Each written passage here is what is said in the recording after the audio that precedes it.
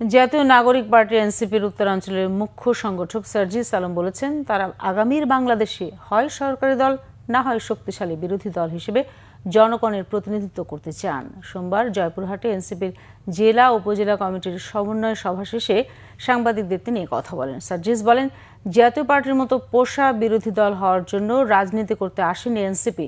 শাপলার প্রতীক পেতে আইনগত কোনো বাধা নেই, তাই নির্বাচন কমিশন এনসিপির সাথে স্বেচ্ছাচারিতা করতে পারে না। হয় শাপলা দিতে হবে, না হলে আইনগত ব্যাখ্যা দিতে হবে বলে মন্তব্য করেন সার্জিস আলম।